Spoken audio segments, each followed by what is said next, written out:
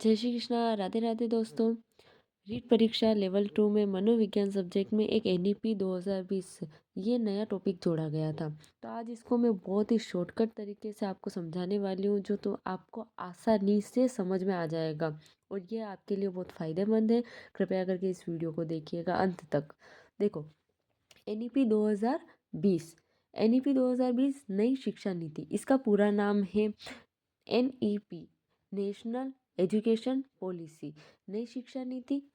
अब इसमें है 5+3+3+4। ये क्या है? आपके मन में ये सवाल उठ रहा होगा। इसको मैं पूरी तरीके से समझाती हूँ।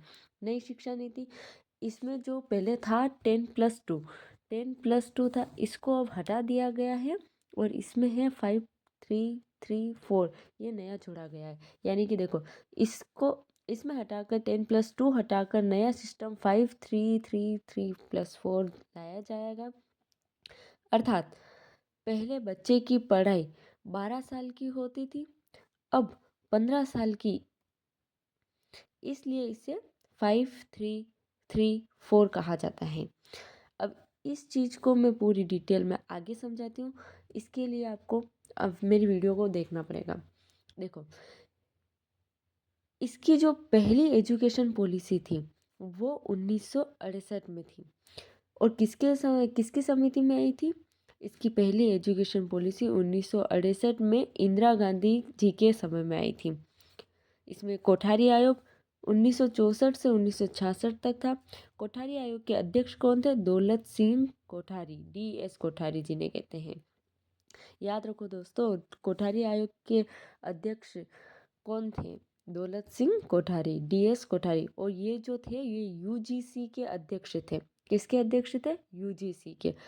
इसी में दूसरी जो थी एजुकेशन पॉलिसी वो कब आई थी? अब आप मेरी एक ट्रिक याद करना। पहली पहली एजुकेशन कब थी? 1968 में।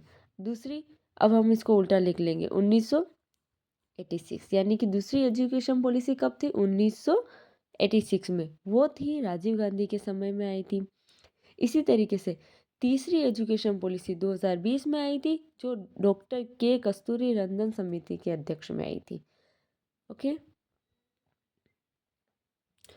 इसमें क्या है? नया सिस्टम, यानी कि नया एजुकेशन सिस्टम क्या था?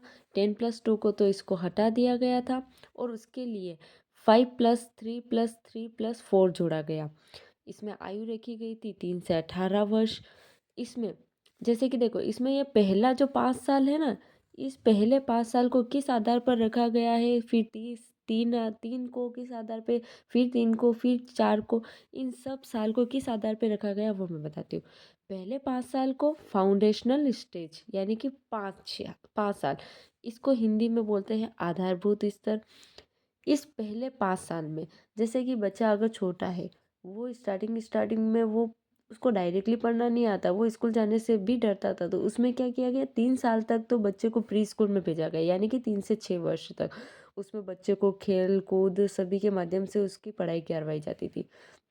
उसके बाद में क्लास कक्षा 1 और 2, जिसमें उसकी आयु थी 6 से 8 वर्ष की। फिर वो स्कूल जाने लगा, उसकी आयु 6 से 8 वर्ष हो गई।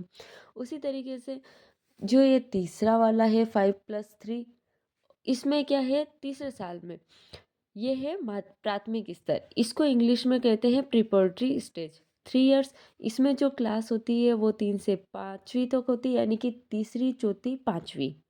इसमें जो बच्चे की आयु होती है वो 8 से 11 वर्ष की होती है।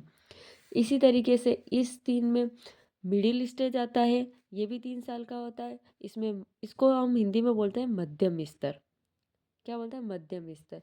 इसमें जो क्लास होती है 6 से 8 होती है, यानी कि छठी, सातवीं, आठवीं। इसकी जो आयु सीमा होती है बच्चों की, इसमें होती है 11 से 14 वर्ष। लास्ट स्टेज आती है सेकेंडरी क्लास। सेकेंडरी स्टेज में होता है, ये भी 4 साल का होता है, इसको हिंदी में बोलते हैं माध्यमिक स्तर। क्लास इसमें होती है 9वीं से 12वीं, यानी कि 9वीं, 10वीं, 11वीं और 12वीं, ये इसमें होती है। और इसमें आयु सीमा होती है 14 से 18 वर्ष। ये एनईपी 2020 की नई नीति है। ये रीट परीक्षा में 100% आने वाले क्वेश्चंस हैं।